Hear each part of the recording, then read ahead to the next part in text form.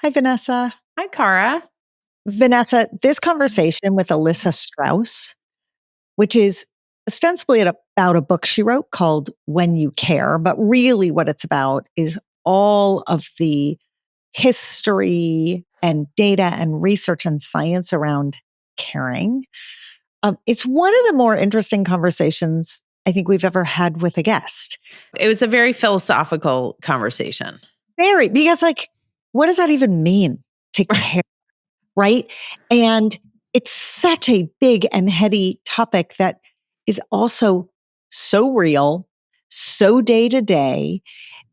It's about caring for others physically. It's about caring about others emotionally. It's about your sort of internal self-care. It's about your place in the world. I mean, this to me, I could just take a class in this and be so happy. I mean, we basically did take a class. So Elissa Strauss is a journalist, essayist, cultural critic. She's been writing about parenting and caregiving and the politics and culture around those topics for more than 15 years, in the Atlantic and the New York Times, Glamour, Elle, Slate, CNN. But, the little places.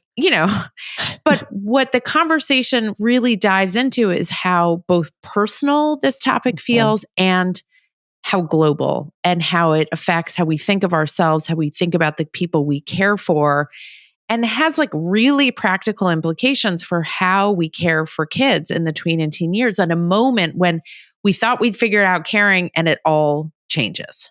Right. And also, frankly, if you are caring for anyone other than a kid, if you are in the process of caring for a parent or an elderly adult or someone who's dependent in another way or someone who's sick, someone who's got something acute that just popped up that was unexpected, needed surgery or broke a limb, or it's our plates are so full. And then there must be room made for care. Mm-hmm. So how do you do that? How do you think about doing it? What's happening in your brain when you're doing it, right? What's the payoff in the end? Does the payoff matter? It's a remarkable conversation. I think you'll enjoy it as much as we did. Alyssa, it is so great to have you here. Welcome.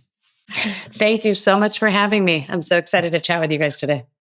So we're going to cover the really simple, uncomplicated, apolitical topic of care. It's not emotional, not fraught with all sorts of weighty ancillary things. It's just really straightforward. I say tongue with the biggest tongue in the biggest cheek. You start your book, When We Care, with a sort of manifesto or call to action, which is, let's reframe how we think about care and how we think about parenting, really, which is moving from a sort of this sucks burden to, as you describe it, a hero's journey, which speaks to me. Can you talk about that? Can you talk about that reframe and kind of why you ground your book in that concept? Yeah, absolutely. And I think, the reframe involves both getting rid of the nightmare version of motherhood and the fairy tale version of motherhood, because both diminish motherhood and care more generally. And both are really stories that were thrusted upon mothers and caregivers from the outside. These aren't our stories. No one who's cared for another person has lived something that resembles either a fairy tale nor a nightmare. Sometimes, honestly, care can be a nightmare. And I was the fairy tale. Right. I don't know anyone who would say that. The nightmare, it's there's some nightmare moments, I think, as part of, I think there's genuine, heart-wrenching, challenging moments. There are, when I think of nightmare, I think of people who care for their parents that abuse them their whole lives and now have dementia that makes them even meaner. That one is probably just a nightmare. But for most of us, we're in the messy middle, right? And that messy middle is a really interesting, rich place. The subtitle of my book is The Unexpected Magic of Caring for Others. I don't like that subtitle. But what I would have put was the unexpected generative friction of caring for others, right? And that's not catchy. They're right. I think that was a little too nuanced. Yeah, I don't know a subtitle that's that nuanced. Exactly, but that's what interests me. It's this place of that gives us a space for really understanding ourselves, who we are, understanding how we relate to others, understanding others, and understanding life itself more clearly. And that comes with some pain, and it also involves some gain.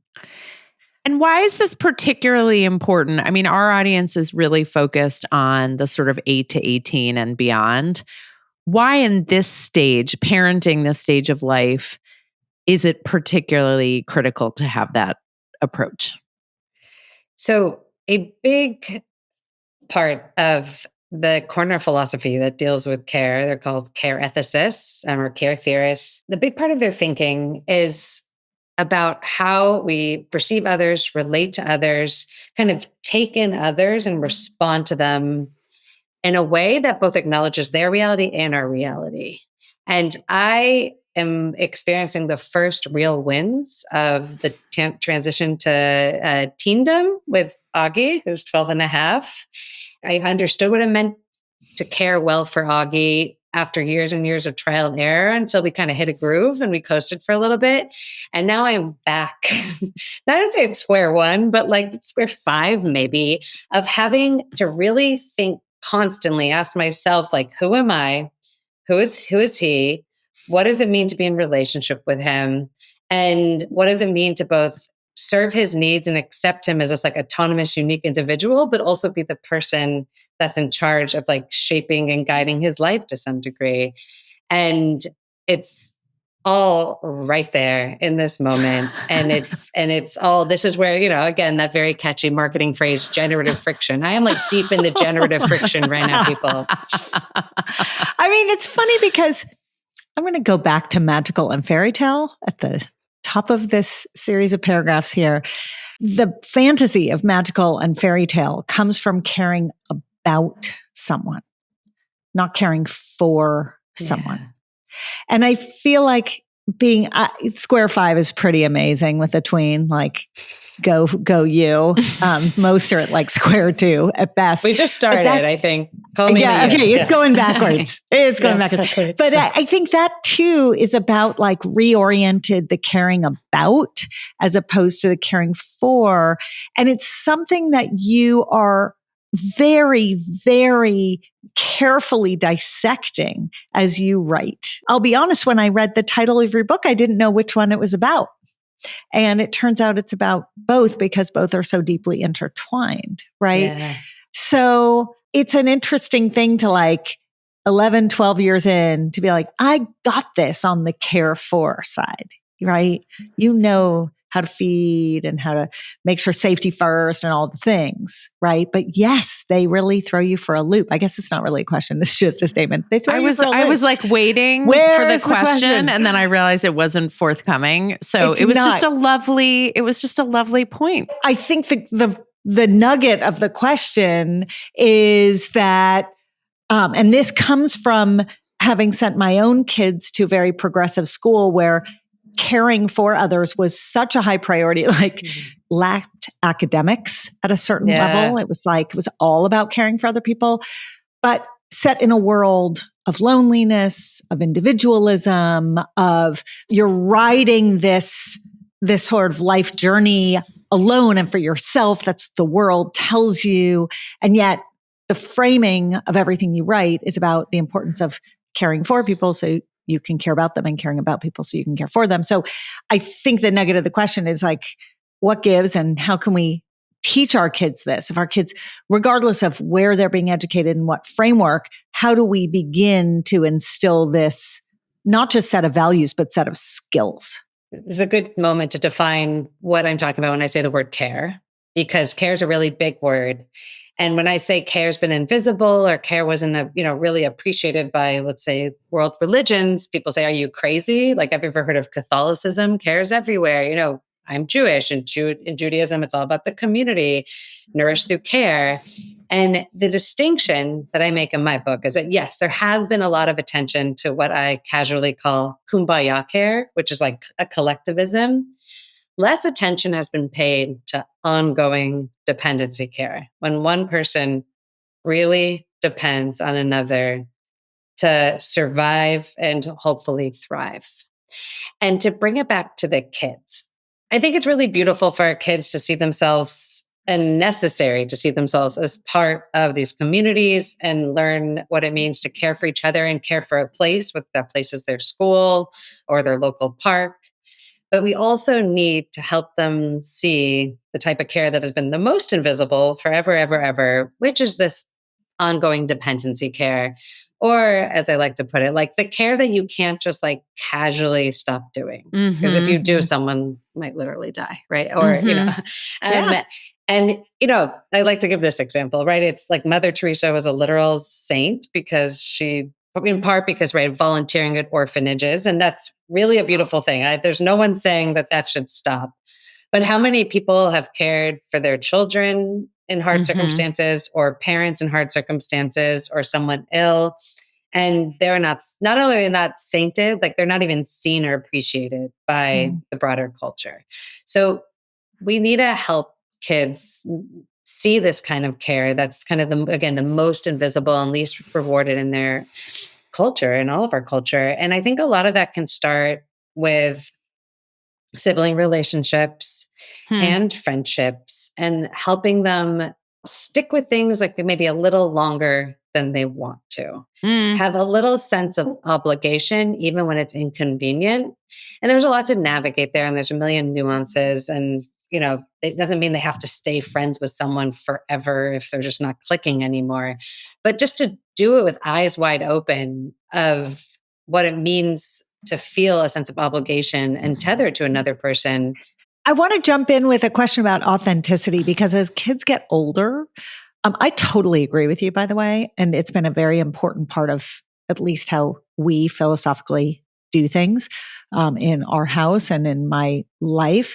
But I find that the biggest pushback I get is around authenticity. Well, you're asking me to show up for someone who's not that close to me, or you're asking for me to, write someone a note when they're not really in my close friend group and it feels forced or whatever. And it's not, in fairness to the kids who respond this way, it never feels like they're whining or complaining.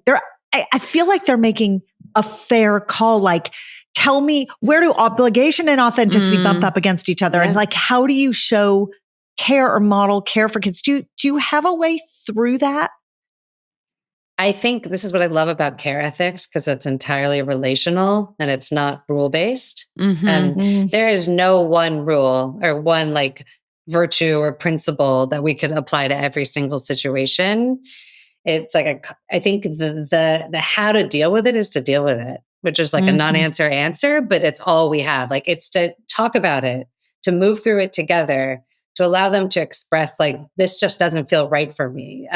But okay, yes. And like, can you create some sense of closure or disconnection that's actually done with some sensitivity and intentionality? Because that's care too. Well, it's so funny, Cara, that you asked that question, because as Alyssa was speaking, I was thinking about, as my father-in-law was declining and ultimately died, how the lessons my kids learned about speaking to my husband, asking my husband about, because we live thousands of miles away from them. And so he spoke to his parents 1, 2, 3 times a day, but it wasn't front and center for them. They weren't seeing it. We didn't have a dying person in our house. That beloved person was thousands of miles away. And so they had to learn the value of remembering, this is something that matters to this other person who I love, right? This is what matters to my dad, even though I'm not authentically curious or interested because I'm caught up in the minutia of my adolescent life. I'm going to build the skill of asking because it matters to my dad, not because I'm like, running from lacrosse practice to dinner to SAT prep.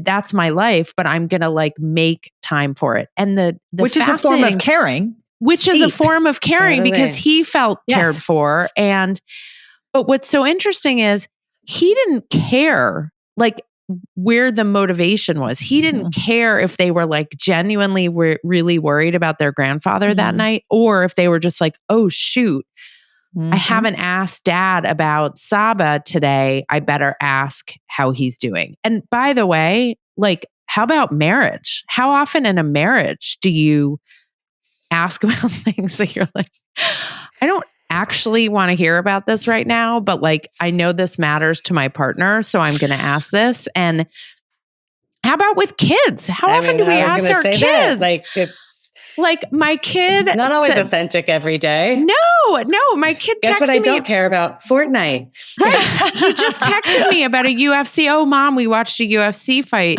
last night. I can't wait to tell you about it. And I texted back. I was like, yeah, I can't wait to hear about it. Like, of course I can wait to hear about it, but I care for him and I care about him. And so I'm going to ask. So I think it's a great question. And as kids get older, the hope is, Cara, that yes, maybe it's not authentically there for them, but they know that being in community or in relationship with another person, you sometimes do things that like, that's right. You gotta just do. Alyssa, you talk about wanting to, and this is related, that caring is an opportunity to gain wisdom, right? It's a chance to sort of like grow and evolve. And Cara and I have been thinking a lot about this, talking a lot about this, actually not on the podcast. Sorry, listeners, but you get a sneak peek into behind the scenes conversations about this stage of reciprocity where caring, right, we think about in the context of kids, where you start to get back from them. You're not just like giving to them, and there's like so much you learn about them and yourself, and that's just one corner of the opportunity for wisdom gained. Can you talk about seeing care as that kind of opportunity? Yeah, and gosh, so much there too with the kids caring, which we'll touch upon that next. I think for me, care just proved to be one of the clearest mirrors to the self I've ever experienced in my life, even more than marriage. And maybe that's also a personal failing as a wife, but I feel like with the kids, like in trying to create an environment in which my kids could be honest with me and honest with themselves required me to be like really honest with myself and see some blind spots that, just didn't really emerge before. And it's that attunement piece. Care requires such a different level of attunement and constantly like checking yourself than any other relationship. It's like romantic relationships, very real, friendships, very real. But with care, because you both like have more and less power in care. And this touches upon what I said earlier, right? Like you're kind of like the well-being of this person's on you, but you're also supposed to let them be who they are and defer to them a little bit. And that's a tightrope act. And it's so hard. And in trying and failing in that a million times over, I was like, all right, this is where what you have to work on. And my stuff is like, I was totally kind of a parentified child. I'm a big sister for life person. If like, even in college, like if anything needed to be organized, like we were doing a dinner, someone's birthday, like me. It's just, You're speaking to fellow travelers with that. Yes. It's yes. Like, do I always want to be this person? No. But I don't know how, and I could see how it's not always desirable for people close to me, but also has come to be expected of me by people close to me. But it's like, suddenly I just like, could not be that way with my kids. I could not constantly do and control everything. And when I, back to this, moving backwards to square one, being in square five now with Augie, like reaching, it just in the last few weeks, like friendships and all of its interest, and suddenly seemed so much more important than anything else going on. Like it feels so fresh for me, this parenting, like a teen tween, that I feel like I'm, like this all feels realer than it has for me in a long time, of like, how do I be someone who guides someone without leading them? Right. So when we're caring for someone whose survival depended on us, right? When our kids were little and they physically couldn't feed themselves, couldn't wash themselves, couldn't get themselves from place to place. And now you're at a stage, and we're all at a stage where kids are independent or moving towards independence. And not only that, but their identities, they're, individuating and moving away from us also in just who they are and see themselves to be. Care gets much more complicated because we're not in control. And for those of us who like to be in control, who are the parentified adults, who are the organizers and the doers, it's very hard to give up control. And yet, for their ongoing survival, ultimately, we must let them continue this journey with less and less of our interference.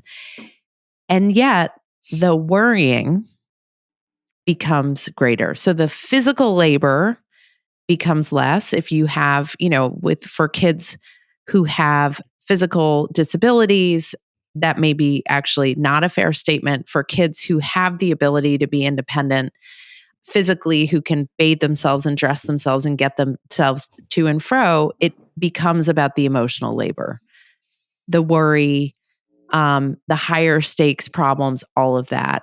How do you see care when it moves from sort of the physical to the emotional? No less important, but a different venue. Yeah. So I feel like I wouldn't have written this book if it had only been a physical experience. And I honestly, I wrote this whole book now about how meaningful motherhood has been for me, but I would not have thought that exactly in the baby and early toddler years, when it was all about making sure my kid didn't kill himself somehow, which was, that when that door closed on parenthood, it was just like an entirely different experience for me. Leave you alone in a room. You may not murder yourself, like real win. And so, yeah, I feel like, moving from that like super primal, will my child kill themselves space to the emotional space of care. And not, actually, this is very important, right? It's not just emotional. It's like deeply intellectual and philosophical. And it's active. It's dynamic. And I think my answer lies really in those last two words. It's the constant check-in with myself. It's the constant check-in with my kids. It's also making sure that vulnerability and dependency are something we acknowledge collectively. And I think when we're worried about physical crises, right? Like we're not like casual about vulnerability because it could mean someone really gets hurt. But when it comes to our interior lives, there has to be a lot of space for that. It has to be space. Again, this is where there's no one size fits all rules with care. There's never has been and never will be. But with the emotional piece, like there's something about my vulnerability, the fact that I'm a very real human who needs and bleeds, has to be something my children realize without too much, because I don't want it to turn into a burden. My 8-year-old Levi is the like caretaker child. He's always, if people fight, he always wants to stop the fight. He's like the card maker extraordinaire. We just get a million cards every day. Sorry cards, love you cards, congrats cards, like you name it. There's a card for it with Levi. And so I'm very cautious with him, right? This is where, it's not one size fits all. With Augie, I will be more frontal about vulnerability and dependency, in part because he's older, but also in part because like, that's not something he has front of mind as often as Levi. Whereas Levi, my role as an emotional kind of guide through this crazy thing called life is to be a little bit more fixed and a little bit more strong. And so I think it's, again, I think care, I love when philosophers talk about it as a dance, because I think that's just the best way to think about it. You're constantly moving, you're constantly shifting, and you have to see yourself as like part of the dance. I think that's the only way you can really get through it as a parent, that you're not supposed to be this one thing for your kids. You can be all the things for your kids. And also when life circumstances change, you're going to change too. Like if someone's really sick in the family, someone loses a job, you yourself get to be a different person and find a different way to connect with your kids. Right. I mean, what you're describing is giving them what they need, right? You have two different kids who clearly, like, at this moment today, when we're recording, what they need is X and Y. They're different, right? And then a year from now, as they evolve and change, what their needs are, meaning like the holes you need to help them fill, right? Those will inevitably change, right? They always do. And part of caring, showing that you care, is adapting your approach. Like the biggest gripe I think that a lot of people have when they reflect back on the relationships with their parents when they were growing up is a rigidity in those relationships. Like, this is my role as your parent and this is my lane that I'm staying in. Or, like in the 70s, like, I'm not even in a lane, like whatever, parent's parent. And the reality of all of this is that you're not adapting and shifting to the adapting and shifting kid, which feels like if you're not adapting and shifting, you don't care, right? So like, this is sort of an interesting thing. I want to adapt and shift. I want to shift to brain chemistry for a second. Yeah. Wait, can I say one thing about adaptation? Yes, go. Because I think like in our current parenting culture, that feels like a failure for a lot of people. It feels like, I did something and it wasn't working. Or, oh, wait, I was this parent and now my kid's doing this. And in fact, it's the strength, right? That's like, it's not. And I feel like every message is telling us otherwise. Like it's telling us that we have to have like a big master plan.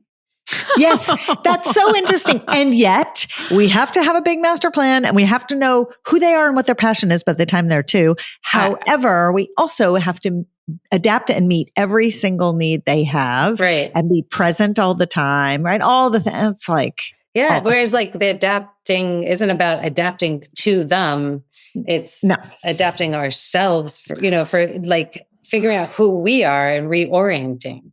Correct. And maintaining a self, right? It's another one of my favorite things coming from care ethics. Like you cannot care well for someone else unless you have a self, which doesn't, because you're teaching them how to have a self. That ultimately, that's the big job. Totally. Of parenting is like helping them form a self. And however can you teach someone to have a self if you don't model selfhood? So I'm going to go a little bit, I'm going to take this. I'm going to take a lot of liberty here and I'm going to connect this to neurochemistry. Liberty, Okay. And I'm going to say that the type of care that keeps them alive, right? Infant, toddler, safety. Also, welcome to the tween teen years. That's going to come back in a big way.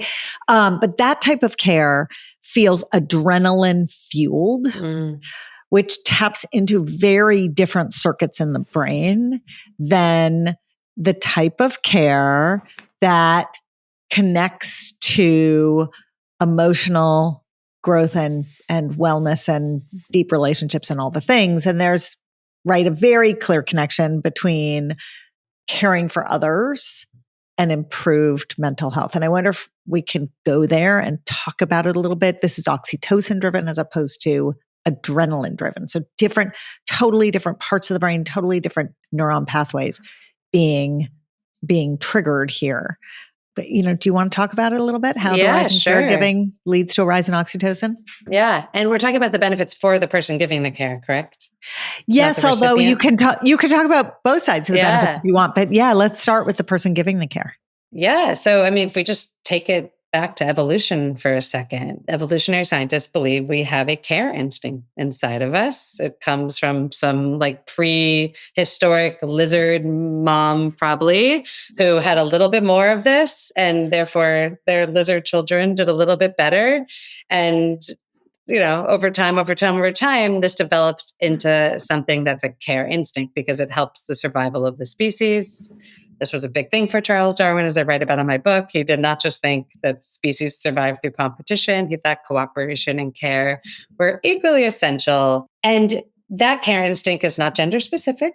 There's plenty of brilliant, up-to-date neuroscience on this. Men also have a care instinct. I think the easiest way to kind of recognize the care instinct is what happens to us when we see a puppy, right? Not everyone, maybe a kitten. I'll include cat people too. I'm a dog person.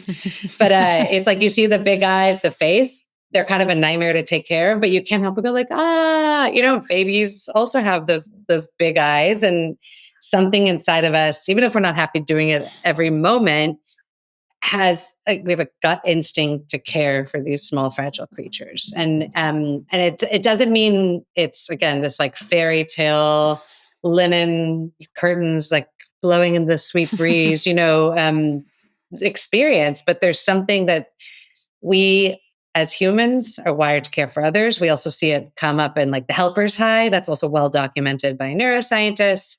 We feel good when we do for others, and that translates to care. There's a lot of research that shows, right, that we get this kind of rush of good feeling, and when I say good feeling, it's not necessarily happiness. To me, it's more like something right with the worldness, how I would put it, like a sense of being in place, a sense of having purpose, a sense of mattering. And as it evolves, as it gets less existentially, urgent, the care, where, right, we move from protecting them physically to protecting them emotionally, it also becomes really meaningful. Like it becomes a meaning-making system. And when we look at also research on what people who experience a lot of meaning in their lives have, it's often good relationships. And these good relationships don't make them happy in the day-to-day sense of like going out to amazing sushi dinner with your friends and laughing the whole time and drinking amazing wine. I want that for all of us always. Like it's not, no, none of this is either or. But it's not the quick fix of happiness, which we need and deserve too. But it's just kind of the long-term, like I said, that sense of purpose and creating meaning in life.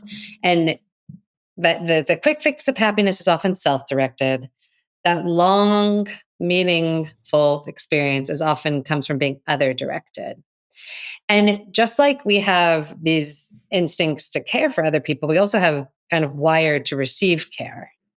And sadly, we can see that most clearly in children who don't receive good care as infants, right? And we see that with people with attachment issues because they didn't receive that care, and now it's just hard for them to receive that care. Like the development of that wiring was disrupted.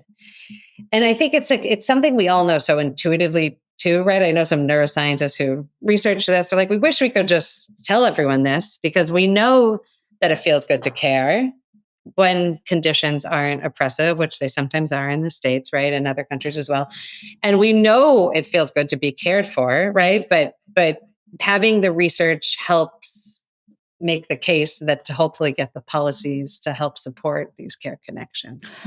As you mentioned, sometimes care flips from like feeling good and feeling meaningful to feeling oppressive, stressful, takes over our life, can be fairly devastating to the caretaker.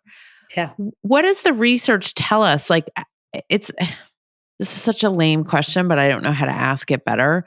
Like, what's the tipping point in terms of like benefit of care versus like care that kind of brings down the caretaker?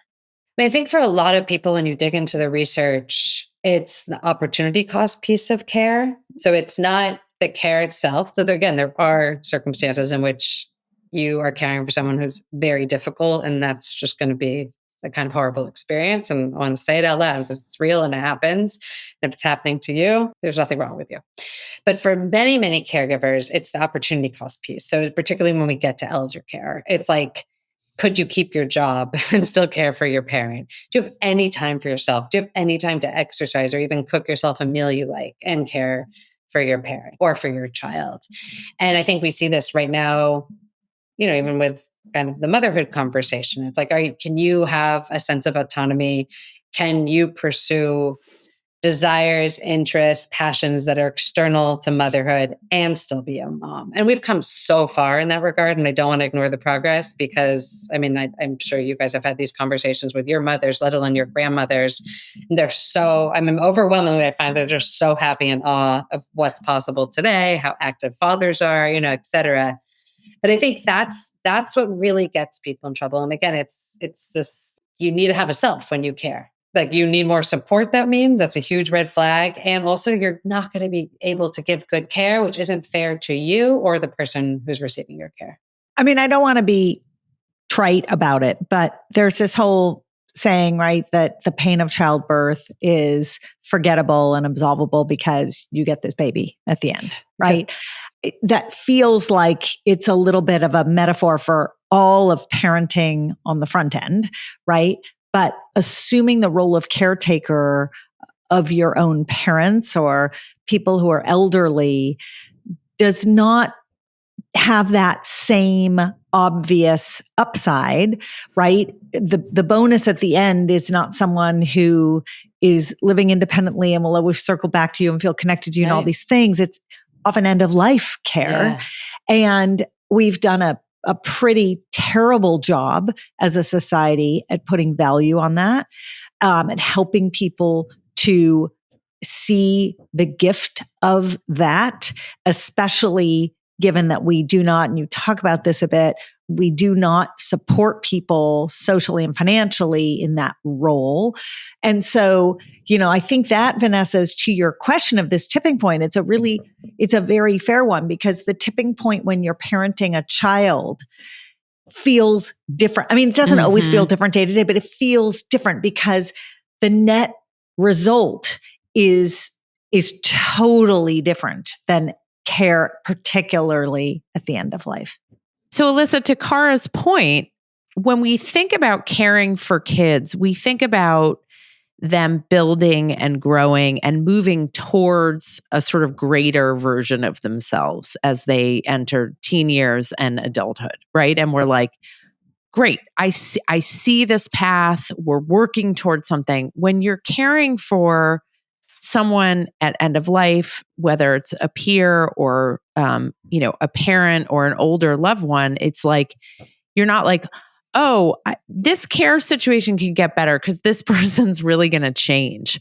Or like, we're really on, but they're going to mature. And when they mature, it's going to get better. It's like, no. They're going back down the other side of the mountain, physically, emotionally, psychologically, relationally. And so it's like, we can't expect the dynamic to improve or get healthier. It's like the deck of cards, the hand of cards we have, that's what we got, and we got to deal with it. This audience is very much in the sandwich generation, right? These are the people caring for tweens and teens. Many of us are also going through menopause and also caring for aging parents. It's really the most fantastic trifecta. Sweet sandwich. Yeah. So I'm wondering, cluster sandwich, the cluster insert word I'm not allowed to say on the podcast anymore, sandwich. So I'm wondering how you can help us with this sort of the care ethics and the sort of philosophical underpinning, how we think about these caring for older people. We may have a beautiful relationship with them. We may have a super complicated relationship with them, but we know it's on us to care for them. How do we do it? How do we think about it? How do we frame it for ourselves to get through this arduous journey? Well, I want to start with pulling them just a little closer together, because I think that there's no question about it. When you raise a kid, there's the hope that as hard as today is, in 5, 10, whatever years, they're going to be writing you a postcard from Venezuela where they've been volunteering and they're all of a sudden so wise and independent. And it's like, okay, that would, you have a chance to jump to the future, to think back to this moment and say, this was worth it because look what happened. Totally. It's not going to happen. Certainly not with my parents. I don't know about yours, but not in the cards, right?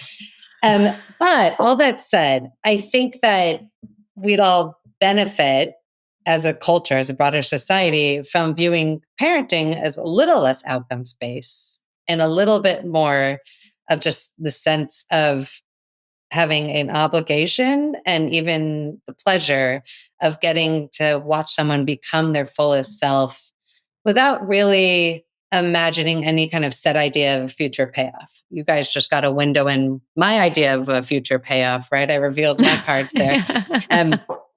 But it's like, if we could bring them just a little bit closer together, I think we'd get to something at the heart of care that would benefit all of us and also help us untether ourselves from a culture that really just doesn't like dependency. It just doesn't like vulnerability. I think this is illustrated very clearly by many of the extremely wealthy, mostly men in tech, that have pursued immortality as like a hobby / pastime, as if it's possible. And I had coffee with Alyssa Gopnik, and she said that one of them said to her, like, well, I want to live forever. And she said, have you ever thought of having children? And he's like, no, why would I do that? It's like, so this is the culture we live in, right? Like in this pursuit, this kind of just mass denial that at some point we're all going to be weak and all going to be needy. And when it happens, it seems like it's out of order. It seems like it's taking us off the path of the life we should be living. And I think a lot of our individual and collective resistance to elder care, in addition to it being practically, literally impossible for so many people in this country in a shameful way, in addition to that, and even some of the resistance to having kids, of course, there's many layers to that, is this idea that like, that's taking you off the path of a life that's well lived or the life you had thought you lived. When in fact, like the dependency piece is a really just normal part of life, whether or not we're giving care, receiving care. Most of us spend the majority of our lives on one half of a care relationship. Yet we're doing it in a culture that thinks that there's like something a little wrong with that, or that's the thing we have to get through to get to the real stuff or get to the part where it's going to make us feel special and important and matter.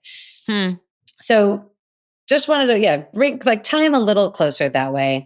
And I think with elder care, for me, the first thing that comes to mind when I think about it is dignity. And it starts from a selfish place. I'll be honest, right? Like you see someone in your family starting to experience dementia, like it could be you. It may be you. We're living long these days. The odds are that a lot of us are going to find ourselves in a place where we're going to live a lot longer than our cognitive capacities.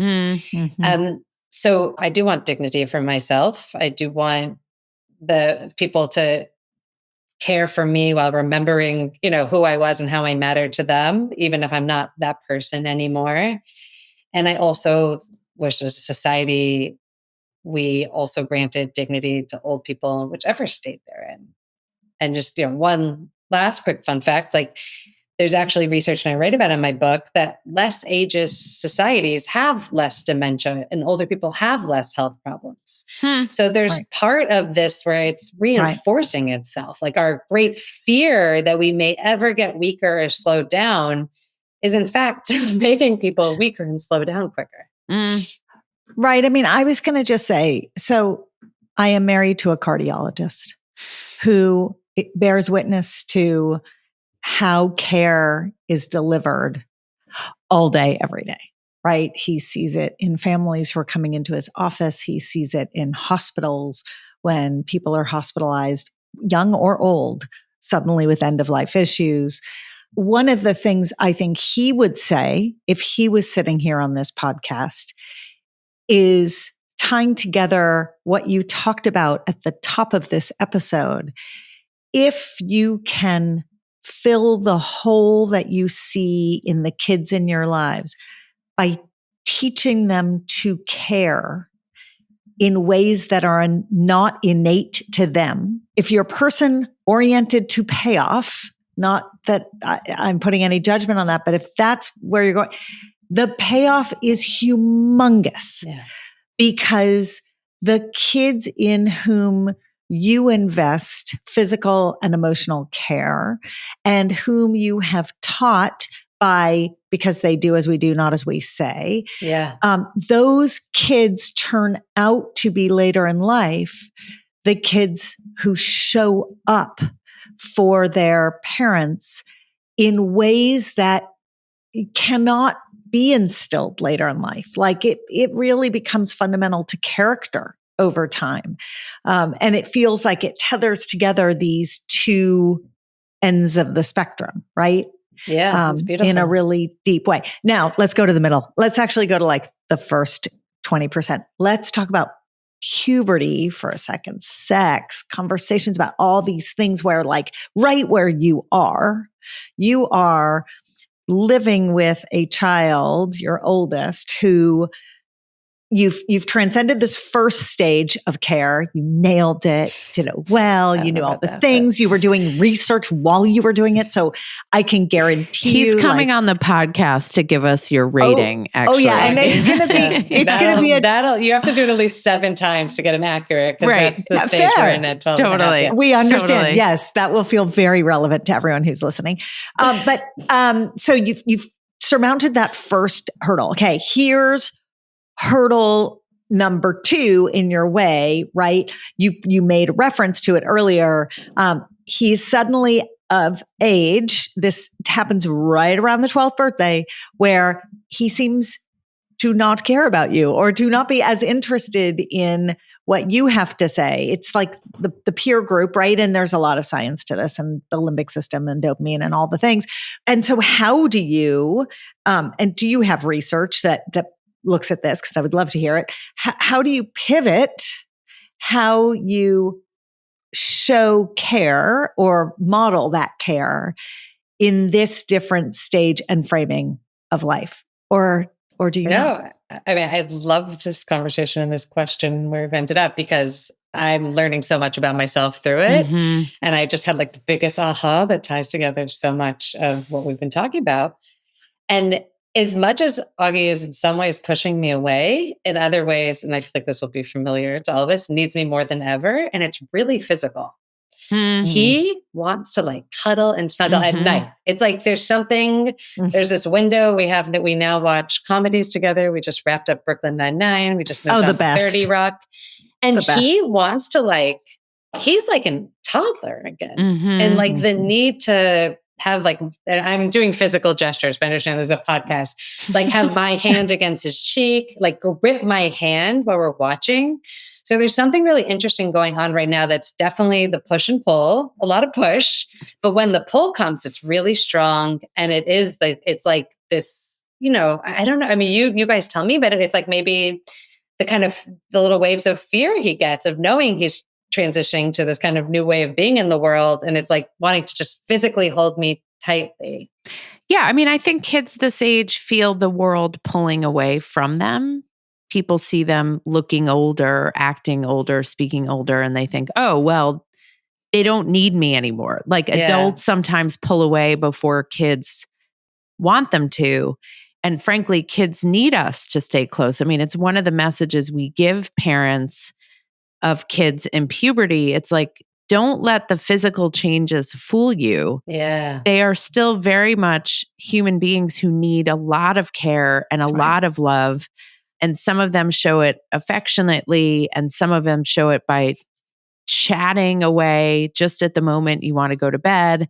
And some of them do it just by wanting you silently by them. And I think we make a mistake when we assume that the shift in dynamic, the dance, as you called it, Alyssa, the steps change, but they still want to be dancing with you. It's just like to a different song with different moves. And it's a beautiful part of getting to know them again as new human beings. Like there's pieces of them that are familiar and other pieces that you're like, oh, I don't know this side of you. This is a new side of you. And it's speaking to a new side of me, which is like the coolest part about it, except when it like triggers old stuff and you're like, oh, shoot. Okay, I got to deal with that crap. Like, note to self, address that.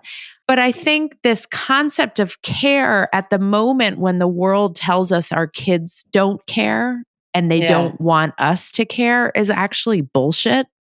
And they really want us to care. They just want us to care in different ways. And they care a lot, but just about new or different things. And it's like when things go well, which happens, like 6 or 7% of the time, there's nothing better. Like the oxytocin is like through the roof. Yeah. It's thrilling. But I think it's getting through the layers that you've talked about in this conversation, getting past all of that, those sort of obstacles that allows us to get there. And I just Cara and I were talking before we got on with you. We just so appreciated your thinking about this in a new way, because we've had lots of conversations with people about care and motherhood and the mental load and all doing amazing work. But this is like a sort of a freeing way to consider the topic. And if you're a history buff, oh my God, you will love the framing of this book, because, it just bears saying, even though, we should have led with this at the beginning, there's a lot of history behind this conversation. This is not like you're parachuting in with an opinion and this is your hot take on a situation. There are centuries, and really you dive, deeply through the last century of history that has established the socialization of these care networks and how they impact us, because none of this is happening in a vacuum, right? It's happening in context, and there's a historical context, there's a national context, and a global context. There's a very local context, which is right under your roof. Yeah. What is happening inside your own home. It's such a layered, nuanced, interesting way of thinking about the world. And you've done such a beautiful job of framing it all so that we can all come up with the right answers for ourselves for right now. Thank you, Alyssa. Come back with your next book. Come visit us again. Come visit us again. And obviously, we're here as you navigate the coming years. We care. I'm all ears. I enter this with full beginner's mind, and with my own research under my wings, I know that it's okay. And in fact, good to be in that beginner's mind. So Thank you guys. Thank you so much for listening. You can email us with questions, feedback, or episode requests at podcast@lessawkward.com. If you want to learn more about what we do to make this whole stage of life less awkward for everyone involved, our parent membership, our school health ed curriculum, our keynote talks, and more are all at lessawkward.com. And if you want products that make puberty so much more comfortable, visit myumla.com.